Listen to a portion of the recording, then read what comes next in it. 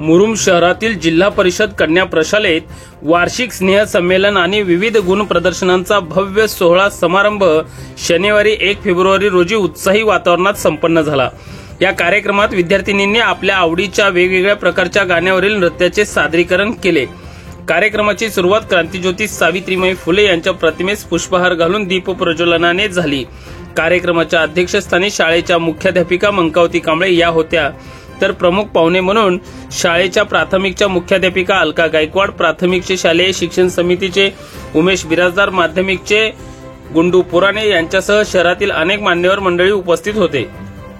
सर्वच मान्यवरांचे शाळेच्या दोन्ही मुख्याध्यापिकांनी पुष्पगुच्छ देऊन सत्कार केले।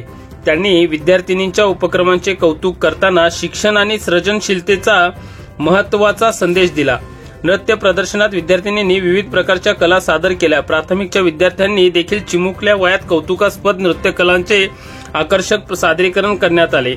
यावेळी महाराष्ट्रातील सर्वच प्रकारच्या संस्कृतीच्या गीतांवर, लोककलांसह विविध गीतांवर नृत्य करण्यात आले, तर कन्नड, तेलुगू तसेच बंजारा गीतावर देखील विद्यार्थी व विद्यार्थिनींनी उत्कृष्ट नृत्यांचे सादरीकरण करत ठेका धरला। कार्यक्रमाच्या शेवटी समारंभाच्या अध्यक्षा तथा शाळेच्या मुख्याध्यापिका मंकावती कांबळे यांनी विद्यार्थिनींना मार्गदर्शन करत शालेय उपक्रमामधील सहभागाचे महत्त्व स्पष्ट केले। पालक आणि शिक्षकांनी विद्यार्थिनींच्या कलागुणांचे कौतुक करत कार्यक्रमाला सकारात्मक प्रतिसाद दिला। अनेक उत्कृष्ट नृत्य करणाऱ्या यशस्वी विद्यार्थी-विद्यार्थिनींना बक्षिसे देखील देण्यात आली। संपूर्ण सोहळा आनंददायी आणि प्रेरणादायी ठरला। शाळेतील विद्यार्थी-विद्यार्थिनींनी, पालक मोठ्या संख्येने उपस्थित होते।